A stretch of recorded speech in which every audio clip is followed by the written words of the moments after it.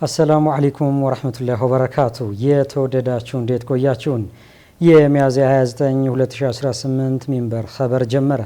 ሙሐመድ ንጉስ አብዱ ሚንበር ኸበርን የመራው ከናንተ ከተመልካቾች ጋር ቆያለሁ። እስከ ፍጻሜው አብራችሁ እንድትዘልቁ በአክብሮት እየጋበዝኩ ለዕለቱ ከያዝናቸው ጉዳዮች መካከል አበይቱን አስቀድማለሁ። በግል የበረራ ትኬት ቆርጠው የበረራ መረጃቸውን ያላሳወቁ ሁጃጅ ለሚገጥማቸው መስተጓጎል ጠቅላይ ምክር ቤቱ ኃላፊነት እንደማይወስድ ገለጸ። ሂጅራ ባንክ ከጠቅላይ ምክር ቤቱ ጋር በተፈራረመው ስትራቴጂካዊ ስምምነት መሰረት ፋይናንስ ያደረጋቸውን የኤሌክትሪክ ተሽከርካሪዎች አስረከበ። የእስራኤል ባለስልጣናት ሁለት እውቅ የእስልምና መምህራንን ለ6 ወራት ወደ መስጂደል አቅሳ እንዳይገቡ ማገዳቸው ተቃውሞ አስነሳ። የሚሉት የሚንበር ኸበር አበይት ጉዳዮች ናቸው። አብራችሁ እንድቆዩ በድጋሚ እየጋበዝን ሐጅን ወደ ተመለከተው ወደ ቀዳሚው ኸበር አልፋለሁ። በግል የበረራ ትኬት ቆርጠው የበረራ መረጃቸውን ያላሳወቁ ሁጃጅ ለሚገጥማቸው መስተጓጉል ጠቅላይ ምክር ቤቱ ኃላፊነት እንደማይወስድ ገለጸ። የኢትዮጵያ እስልምና ጉዳዮች ጠቅላይ ምክር ቤት ለዘንድሮ ሐጅ ስነ ስርዓት በግል ትኬት የቆረጡ ምዕመናን የበረራ መረጃቸውን እንዲያሳውቁ ተደጋጋሚ ጥሪ ሲያቀርብ መቆየቱ አስታውቋል። የጠቅላይ ምክር ቤቱ የሐጅና ዑምራ ዘርፍ ለጥሪው አብዛኛዎቹ የግል ትኬት ተጓዥ ፈጣን ምላሽ ቢሰጡም ጥቂት ሁጃጅ ግን እስካሁን ምላሽ ሊሰጡ አልቻሉም ብሏል። የሐጅና ዑምራ ዘርፍ ኃላፊው ዶክተር ሙሐመድ ሷሊህ ምዕመናኑ ለሚደርስባቸው መስተጓጉል ጠቅላይ ምክር ቤቱ ኃላፊነት እንደማይወስድ መግለጻቸውን የጠቅላይ ምክር ቤቱ መረጃ ያመላክታል። ኃላፊው አክለውም የበረራ መረጃቸውን ያላሳወቁ የግል ትኬት ተጠቃሚ ምዕመናን በሳውዲ አረቢያ ሐጅ ሚኒስቴር የተዘጋጁትን ኑሱክ ካርድ፣ የጤና ብቃት ማረጋገጫ፣ የምስክር ወረቀትና ሌሎች አገልግሎቶችን ለማግኘት እንደሚቸገሩም ጠቅሰዋል። በግል የበረራ ትኬት የቆረጡ ሁጃጅ የበረራ መረጃቸውን በአስቸኳይ በአቅራቢያቸው ለሚገኝ የሐጅ ምዝገባ ማዕከል እንዲያሳውቁ ጥሪ አቅርበዋል። በዘንድሮ ዓመት ከኢትዮጵያ ከ5000 በላይ ምዕመናን በሐጅ ስነ ስርዓት ላይ ይሳተፋሉ ተብሎ ይጠበቃል። የመጀመሪያዎቹ ሁጃጅ የፊታችን ቅዳሜ ግንቦት 1 2018 ወደ ሳዑዲ አረቢያ በረራ ያደርጋሉ ተብሎ እንደሚጠበቅ ሚንበር ቲቪ ከጠቅላይ ምክር ቤቱ ያገኘው መረጃ ያመላክታል። የመጀመሪያዎቹ 270 ተጓዥ ምዕመናን ከማዕከላዊ ኢትዮጵያ ክልል እየተመዘገቡ ናቸው። ቀጥለናል። ሂጅራ ባንክ ከጠቅላይ ምክር ቤቱ ጋር በተፈራረመው ስትራቴጂካዊ ስምምነት መሰረት ፋይናንስ ያደረጋቸውን የኤሌክትሪክ ተሽከርካሪዎች አስረከበ። ሙሉ ለሙሉ ከወለድ ነፃ አገልግሎት የሚሰጠው ሂጅራ ባንክ በቅርቡ ስትራቴጂካዊ ስምምነት ለተፈራረመው ለኢትዮጵያ እስልምና ጉዳዮች ጠቅላይ ምክር ቤት ለስራ አገልግሎት የሚውሉ የኤሌክትሪክ ተሽከርካሪዎችን አስረክቧል። ባንኩ ተሽከርካሪዎችን ያስረከበው ዛሬ ሐሙስ ሚያዝያ 29 2018 በጠቅላይ ምክር ቤቱ ዋና መስሪያ ቤት በተዘጋጀ ስነ ስርዓት ላይ ነው። ባንኩ ተሽከርካሪዎችን ያስረከበው ሚያዝያ 14 2018 ከጠቅላይ ምክር ቤቱ ጋር የስትራቴጂካዊ አጋርነት ስምምነት ከተፈራረመ በኋላ ነው። በወቅቱ በተደረሰው ስምምነት ከተካተቱት መካከል ባንኩ በጠቅላይ ምክር ቤቱ ስር ለሚገኙ መዋቅሮች የፋይናንስ አቅርቦትና የአቅም ግንባታ የሚሉት ይገኙበታል። በዛሬው ስነ ስርዓት ላይ ንግግር ያደረጉት የሂጅራ ባንክ ዋና ስራ አስፈጻሚ አቶ ዳዊት ቀኖ ያስረከባቸው ተሽከርካሪዎች ሁሉም የኤሌክትሪክ መሆናቸው ተናግረዋል። ተሽከርካሪዎቹ መንግስት የሚከተለውን የግሪን ሌጋሲ ፖሊሲ ለማስቀጠል የሚያግዙና የጠቅላይ ምክር ቤቱን ስራ ለማጠናከር ፋይናንስ እንደተደረጉ ገልጸዋል። አቶ ዳዊት ተሽከርካሪዎቹ በረዥም ጊዜ የሚከፈሉ መሆናቸውን ገልጸው በቀጣይነት ለክልልና ዞኖች ድረስ እንደሚወርድ አስረድተዋል። በስካይላይት ሆቴል የመግባቢያ ስምምነት ከፌዴራል መጅሊሱ ጋር መፈራረማችን ይታወሳል። ብዙ ሳይቆይ የመግባቢያ ስምምነት ብቻ ሳይሆን ተግባራዊ ሊደረግ የሚችል ሜሞራንደም ኦፍ አክሽን እግረ መንገድ በዛው ተፈራርመን የነበረ ስለሆነ እሱኑ ተግባራዊ ማድረግ የጀመርንበት ነው የዛሬው ቀን። ለፌዴራል መጅሊሱ የተለያዩ የስራ ዘርፎች፣ የተለያዩ መምሪያዎች ለስራ አገልግሎት የሚውሉ ሙሉ በሙሉ በኤሌክትሪክ የሚሰሩ መኪኖችን ነው ዛሬ በውላችን መሰረት በኮንትራታችን መሰረት በረጅም ጊዜ የሚከፈል በቀላል የፕሮፊት መጠን ብቻ በትንሽ የፕሮፊት መጠን ብቻ በረጅም ጊዜ ሂደት ውስጥ በሚከፈል ፋይናንስ አድርጓል ሂጅራ ባንክ። መኪኖቹ ነዳጅ የማይጠቀሙ በኤሌክትሪክ ቻርጅ የሚሰሩና ከተፈጥሮ ጋር ስምምነት ኖሯቸው አካባቢን ሳይበክሉ ግሪን ሌጋሲ መንግስት የጀመረውን የግሪን ሌጋሲ እንቅስቃሴ ሳፖርት የሚያደርጉ መሆናቸውም ልዩ ያደርገዋል። በተጨማሪ ደግሞ አሁን በቅርቡ እየተከሰተ ያለውን የነዳጅ እጥረትም የሚቀርፍ ነዳጅ የማይጠቀምና ለስራ እንቅስቃሴ የሚውሉ በመሆናቸው በዚህ የስራ እንቅስቃሴ ዘርፍ ላይ መሳተፋችን እንደ ሂጅራ ባንክ ከፍተኛ እርካታ ይሰማናል። የጠቅላይ ምክር ቤቱ ፕሬዝዳንት ሼክ ሀጂ ኢብራሂም ቱፋ በበኩላቸው ለሂጅራ ባንክ ምስጋና አቅርበዋል። በራሳችን የመሰረት ነው ተቋም እዚህ ደረጃ ደርሰን ዛሬ ሂጅራ ባንክ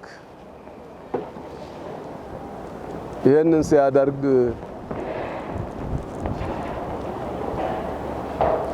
ህጉና ስርዓቱን መሰረት አድርጎ ተወዳድሮ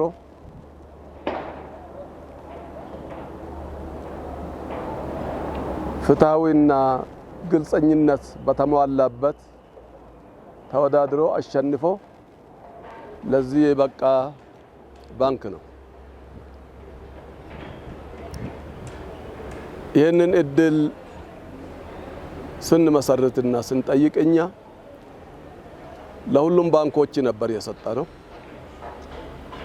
ሁሉም ባንኮች ተወዳድሮ ሁሉም ባንኮች የኛ እንደመሆናቸው መጠን በተለይ ከወለድ ነፃ አልባ የሆኑት ባንኮች በጠቅላላ የኛው እስከሆኑ ድረስ ተወዳድሮ ያሸነፉት በዚህ እድል እንድጠቀሙ ግልጽ በሆነ ህጋውን የተከተለ አወዳድረን ሂጅራ ባንክ በብዙ በሰፊ ልዩነት አሸንፎ ይህንን እድል ሊያጎናጽፍ ችለዋል። ስለዚህ እንደተባለው ከዚህ በፊት በስካይላይት ሆቴል ስንለው የነበረ ተስፋ ነው። የዛሬ ዳሞ ተግባር ነው። እንደምታዩት የተዘጋጁትን ተሽከርካሪዎች የሂጅራ ባንክ ዋና ስራ አስፈጻሚ አቶ ዳዊት ቀኖ ለጠቅላይ ምክር ቤቱ ፕሬዝዳንት ሼክ ሀጂ ኢብራሂም ቱፋ አስረክበዋል። በስነ ስርዓቱ ላይ የባንኩ ከፍተኛ ኃላፊዎችና የጠቅላይ ምክር ቤቱ የስራ አመራር አባላት ተገኝተዋል። ለጠቅላይ ምክር ቤቱ ተሽከርካሪ ያስረከበው ሂጅራ ባንክ በሐላል መንገድ በላቅ አገልግሎት ወደ ስኬት በሚል መሪ ቃል በመላው ኢትዮጵያ በሚገኙ 160 ገደማ ቅርንጫፎቹ የደንበኞቹ ወር መርሃ ግብር ሚያዝያ 13 2018 በይፋ ማስጀመሩ ይታወሳል። መርሃ ግብሩ በመላ ኢትዮጵያ በ160 ገደማ የባንኩ ቅርንጫፎች በተለያዩ ኩነቶች ወሩን ሙሉ እየተከናወነ ይገኛል። ከ80 ሺህ በላይ ወጣቶች በሪሞት ጆብስ ወይም በፍሪላንሲንግ ስራ ተሰማርተዋል ተባለ። የስራና ክህሎት ሚኒስቴር በኢትዮጵያ ከ80 ሺህ በላይ ወጣቶች በሪሞት ጆብስ ወይም ፍሪላንሲንግ ስራ ተሰማርተው ተጠቃሚ መሆናቸውን አስታውቋል። የስራና ክህሎት ሚኒስትር ዴኤታ አቶ ሰለሞን ሶካ ለመንግስት መገናኛ ብዙሃን እንደገለጹት አንድ ባለሙያ ባለበት ቦታ ሆኖ ስማርት ስልክ ወይም ላፕቶፕ በመጠቀም በተለያዩ የዓለም ሀገራት ተቀጥሮ መስራት በሚያስችለው በዚህ ስርዓት ከ80 ሺህ በላይ ወጣቶች ሌላ ዓለም ላይ የስራ ዕድል እንዲያገኙ ምቹ ሁኔታ ፈጥሯል። በዚህም ገቢያቸው እያደገ መሆኑን ያስረዱት ሚኒስትር ዴኤታው በዘርፉ በስራ ፈጠራ ክህሎት ልማት የሰው ኃይል ምርታማነትን ማሳደግ እንደሚገባ ገልጸዋል። ዜጎች በዓለም አቀፍ ደረጃ ተወዳዳሪ እንዲሆኑ የዲጂታል ግንዛቤን ማሳደግ እና የክህሎት ክፍተቶችን መሙላት ወሳኝ መሆኑን አመላክተዋል። የሪሞት ጆብስ ፍሪላንስ ስራ የዲጂታል ክህሎትና እውቀት ያለው ሰው የሚፈልግ በመሆኑ በዓለም አቀፍ ደረጃ ተወዳዳሪ የሆነ የሰው ኃይል ለመፍጠር ቴክኖሎጂን መሰረት ያደረጉ የስራ ፈጠራ ሀሳቦች እንዲስፋፉ እንደሚሰራ አስረድተዋል። በ2025 እስከ 2026 የወጡ መረጃዎች እንደሚያመላክቱት በአፍሪካ ውስጥ ከሚገኙ ባለሙያዎች መካከል በግምት 42 በመቶ የሚሆኑት በሳምንት ቢያንስ አንድ ቀን ከቤታቸው ወይም ከቢሮ ውጭ ይሰራሉ። ምንም እንኳን መደበኛ ያልሆኑ ስራዎች፣ የፍሪላንስና የዓለም አቀፍ የኮንትራት ስራዎች በከፍተኛ ሁኔታ መስፋፋታቸው ትክክለኛውን የሰራተኛ ብዛት በትክክል ለማወቅ አስቸጋሪ ቢያደርገውም ዘርፉ በፍጥነት እየተለወጠ መሆኑን ባለሙያዎች ይናገራሉ።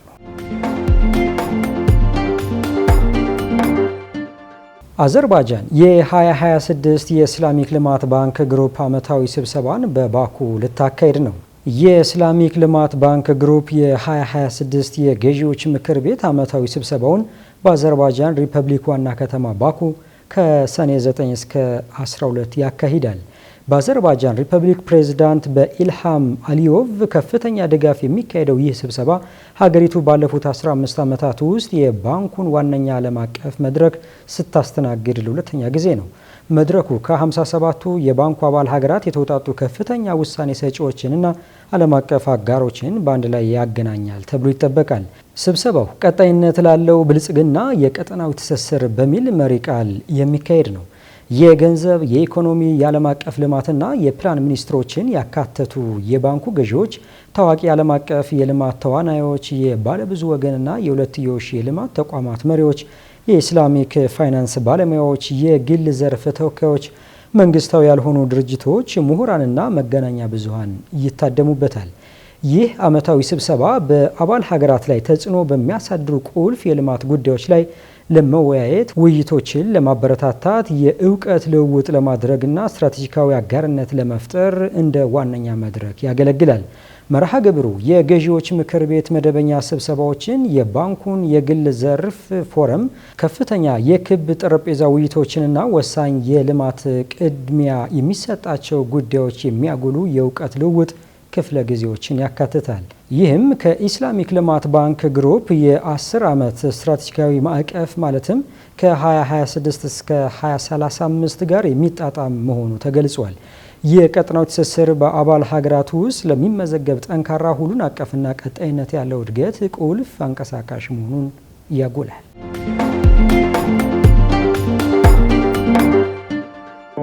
ውድ የሆነውን ህይወት ከጅማሬ አንስቶ እየተከታተልን ወደ ነገ መዳረሻዋ በሰላም እንድትደርስ እየተንከባከብናት ማደሪያዋ የሆነውን አካሉን በጥራት እየመረመርን ለጤናው ስንተጋ 23 ዓመታት ተቆጠሩ። ኢትዮ ጠቢብ ሆስፒታል በአማኑ ቀንም ሆነ ጊዜ ከመዳፎ ሊያመልጥ በሚሮጥበት ፈታኝ ወቅት ከመጡ እርሶን ወክለን ከጊዜ ጋር እንሽቀዳደማለን። የልጅ ምኞቱ ህልም ሆኖ የሚቀር ሲመስል ወላጆች ልናደርጉ ከልብ እንሰራለን። መንፈስና ስጋው ሲዝሉ በጠቢብ እጆች እርዳታ በርትተው የህይወትን ግሩምነት እንደ አዲስ ያያሉ። የትኛውም የጤና እክል ወደኛ ቢያመጣው ከፈገግታው ጋር እንጂ ከህመሙ ጋር እንዳይመለሱ በሙያችንና በሰብአዊ ፍቅራችን ልናክሞ ቃል አለብን። አምነውን የህይወቱን ነገር ሰጥተውናልና ዋና ጉዳያችን የእርሶ ጤና ነው። ኢትዮ ጠቢብ ሆስፒታል ሁሌም ለጤናው እንተጋለን።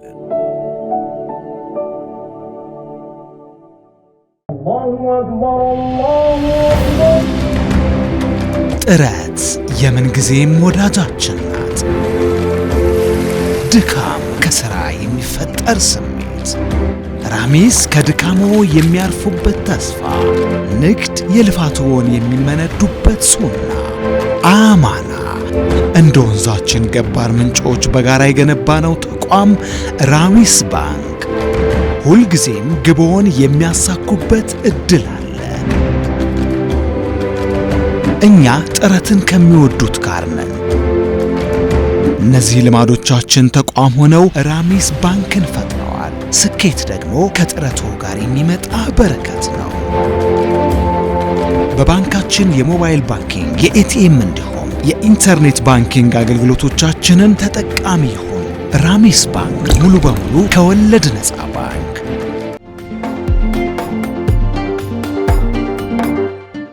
የተወደዳችሁ አሁንም እየተከታተላችሁ የምትገኙት ሚንበር ኸበር ነው። አብራችሁን ስላላችሁ ደስ ይለናል። ለሚንበር ኸበር ጥቆማ ወይም አስተያየት ካላችሁ በአጭር የስልክ ቁጥር 9282 ብትልኩልን አጣርተን መልሰን ለእናንተው እናቀርባለን። የሚቀናችሁ ማህበራዊ ሚዲያ ከሆነ በሁሉም አማራጮች @ሚንበር ቲቪ ብላችሁ ብትፈልጉን ታገኙናላችሁ። ድረገጻችንን www.minbertv.comን ብትጎበኙ ደግሞ አዳዲስ መረጃ ታገኛላችሁ። አሁን ደግሞ የዕለቱን አብይ ጉዳይ እናስታውሳችሁና እንመለስ። በግል የበረራ ትኬት ቆርጠው የበረራ መረጃቸውን ያላሳወቁ ሁጃጅ ለሚገጥማቸው መስተጓጉል ጠቅላይ ምክር ቤቱ ኃላፊነት እንደማይወስድ ገለጸ። ከቆይታ በኋላ የእስራኤል ባለስልጣናት 2 እውቅ የእስልምና መምህራንን ለ6 ወራት ወደ መስጂድ አልአቅሳ እንዳይገቡ ማገዳቸው ተቃውሞ አስነስቷል። እንመለስበታለን፣ ይጠብቁ። ከንቲባ ዙሁራን ማምዳኒ በኒውዮርክ የተካሄደውን የእስራኤል የሪል ስቴት መርሃ ግብር ፍልስጤማውያንን የማፈናቀል ጥረት ነው ሲሉ ኮነኑ። የአሜሪካው ኒውዮርክ ከንቲባ ዙሁራን ማምዳኒ ከአንድ ቀን በፊት በአካባቢው በሚገኝ ምኩራብ የተካሄደውንና በወራ በተያዘው የዌስት ባንክ ግዛት ውስጥ የሚገኙ ቤቶችንና መሬቶችን የሚያስተዋውቀውን የእስራኤል የሪል ስቴት ኤክስፖ አጥብቀው ኮንነዋል። ከንቲባው ለጋዜጠኞች ሲናገሩ ዓለም አቀፍ ሕግን በሚጥስ መልኩ በቁጥጥር ስር በዋለው ዌስት ባንክ ስፍራዎች ውስጥ የሚገኙ መሬቶችን ሽያጭ የሚያስተዋውቀው የሪል ስቴት ኤክስፖ በጽኑ የሚቃወመው ነገር ነው ብለዋል። አክለውም ብዙ የኒውዮርክ ነዋሪዎችም ይህንን በጽኑ እንደሚቃወሙ አምናለሁ፣ ምክንያቱም የኤክስፖ ፍልስጤማውያንን ከመኖሪያ ቤታቸው ለማፈናቀል የሚደረገው ቀጣይነት ያለው ጥረት አካል ነው ብለዋል። የተባበሩት መንግስታት ድርጅት እንደ አውሮፓውያን አቆጣጠር ከ1967 ጀምሮ ያለው የእስራኤል ወረራ ህገወጥ መሆኑን የሚገልጽ ሲሆን በዚህም ምክንያት በአካባቢው የተገነቡ ሰፈራዎችም ህገወጥ ናቸው። በጄኔቫ ስምምነት መሰረትም የህዝብ ቁጥር ሽግግር የተከለከለ ነው።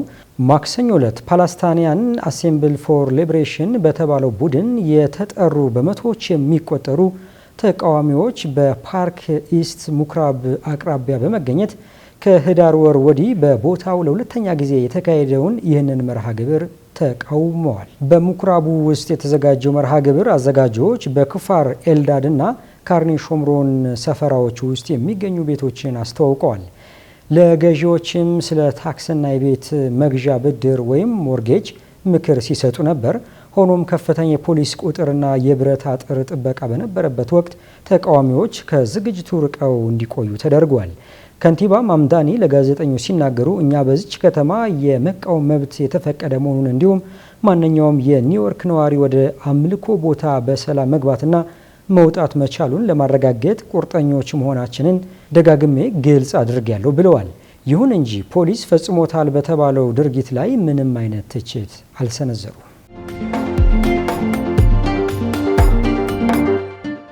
የእስራኤል ባለስልጣናት 2 እውቅ የእስልምና መምህራንን ለ6 ወራት ወደ መስጂድ አልአቅሳ እንዳይገቡ ማገዳቸው ተቃውሞ አስነሳ።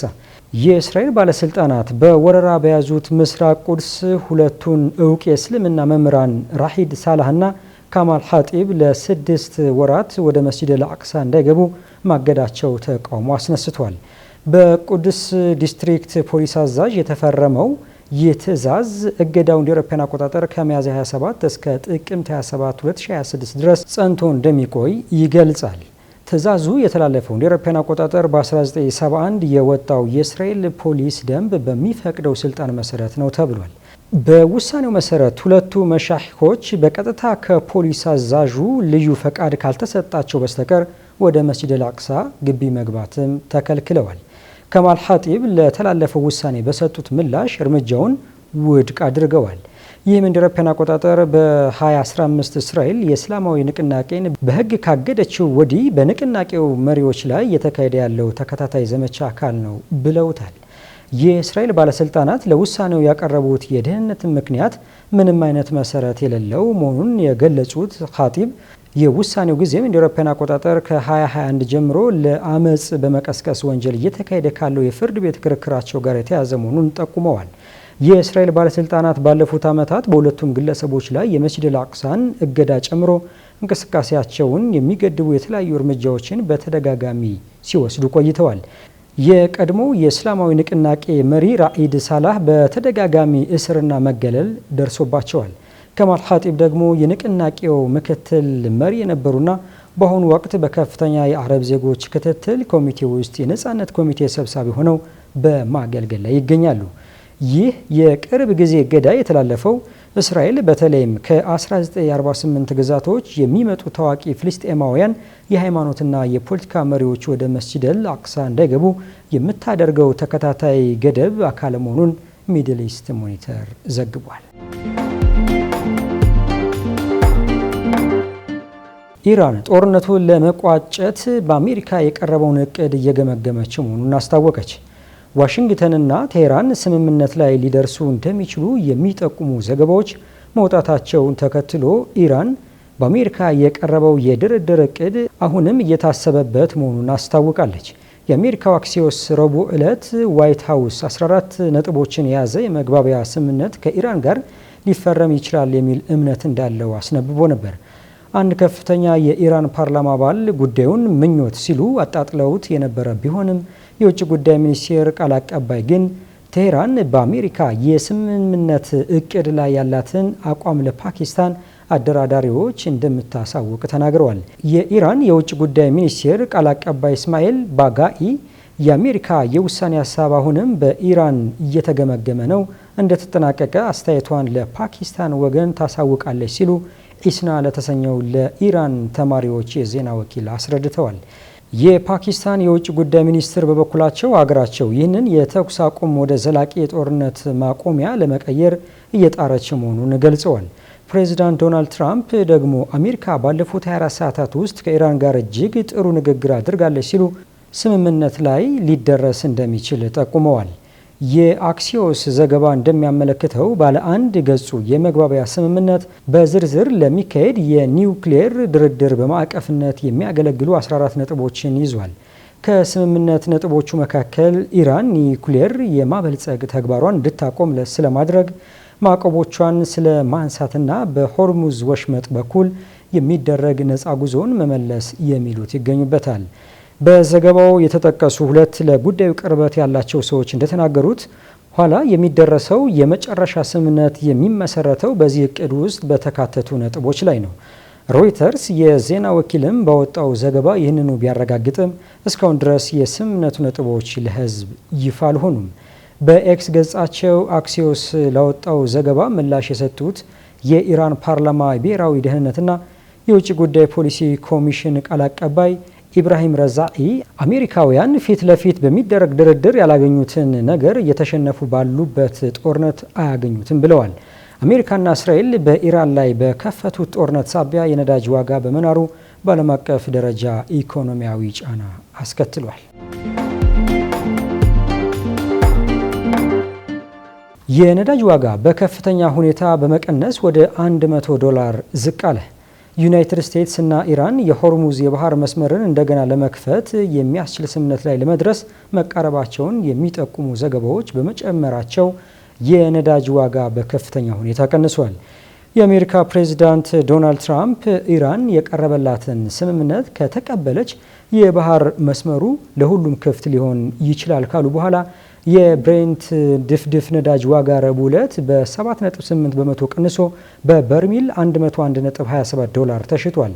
ይህም በሳምንቱ መጀመሪያ ከነበረበት $115 ከፍተኛ ቅናሽ የታየበት ነው። የአሁኑ ቅናሽ ፕሬዚዳንት ትራምፕ ኢራን ስምምነቱን ካልተቀበለች የአየር ድብደባውን በበለጠ ከፍተኛ ደረጃና ጥንካሬ ለመቀጠል እንደሚያዙ ካስጠነቀቁ በኋላ የብሬንት ዋጋ ለአፍታ ከተሸጠበት ጋር ተቀራራቢ ነው። በወቅቱ አንድ በርሚል ድፍድፍ ነዳጅ ከ$100 በታች በ$97 ተሽጧል። ይሁን እንጂ ዳግም ውጥረቱ ስለበረታ እንደገና ከ$100 በላይ ሆኖ ቆይቷል።